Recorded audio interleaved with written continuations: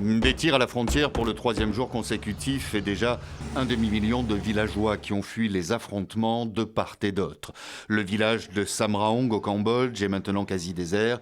C'est dans ce secteur où se concentrent les combats, où la Thaïlande revendique plusieurs temples religieux. Partir en famille et trouver refuge à une 50aine de kilomètres de là, dans des camps improvisés.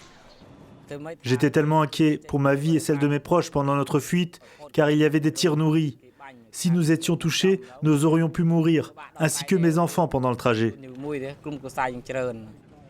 En quelques jours seulement, le nombre de déplacés dépasse déjà celui du mois de juillet dernier, où les affrontements avaient fait 43 morts, avec en ligne de mire toujours le tracé contesté de la frontière que se disputent les deux pays. Depuis dimanche, ils s'accusent mutuellement d'avoir rompu le cessez-le-feu conclu il y a seulement un mois, sous l'égide des États-Unis.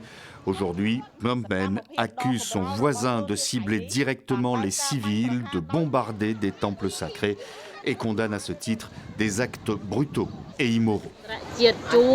Nous demandons à la communauté internationale de nous aider afin que nous puissions vivre en paix et que cette situation cesse. Nous souhaitons que cela s'arrête rapidement afin que les Cambodgiens puissent vivre comme avant.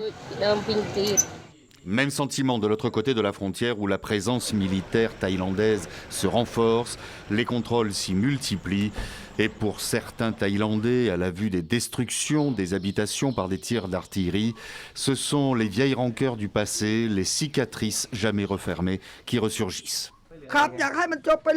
Je veux que cette guerre prenne fin, qu'on les anéantisse. Cambodgiens, nous ne devons pas être amis avec eux. Ils ne sont pas dignes de confiance. Que pouvons-nous faire? Je veux les réduire à néant. Là aussi, des évacuations massives de civils sont toujours en cours. Ils sont accueillis pour la plupart dans des centres d'hébergement improvisés. Et l'heure est loin d'être à l'apaisement. La Thaïlande affirme qu'elle continuera ses opérations militaires tant que le Cambodge ne changera pas ses positions.